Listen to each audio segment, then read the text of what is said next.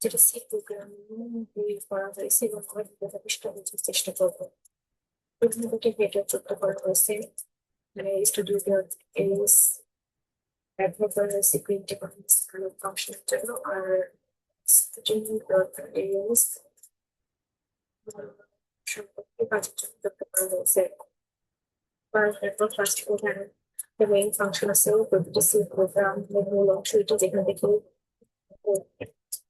মূল ফাংশন শুরু হয়।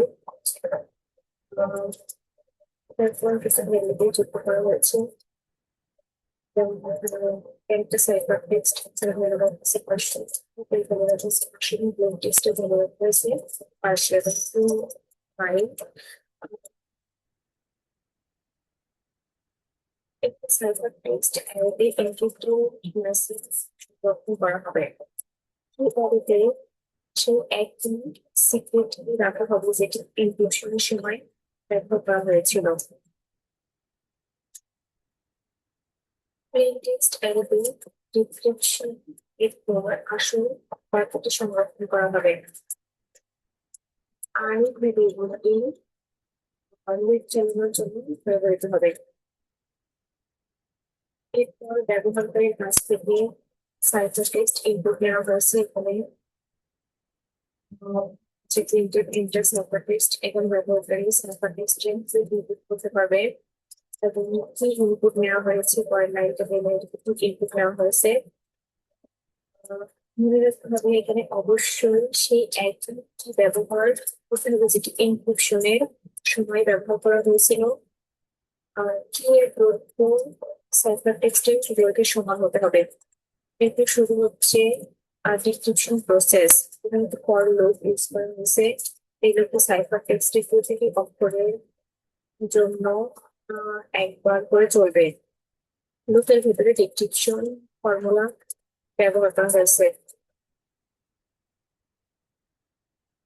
এটা হচ্ছে ডিক্রিপশন ফর্মুলা। এখন এটা ধাপে ধাপে বুঝি। প্রথমে সাইফার টেক্সট আই এবং আই থেকে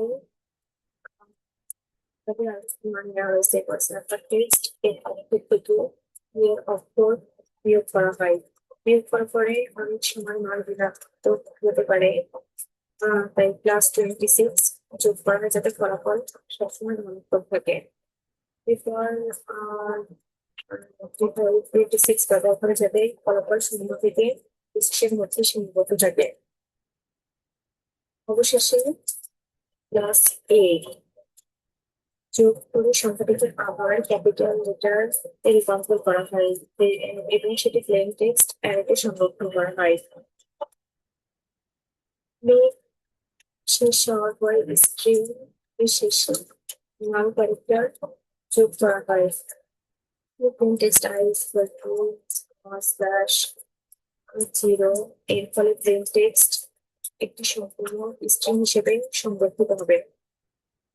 এরপর ডেসক্রিপশন এর ফলাফল দেখানো হয়।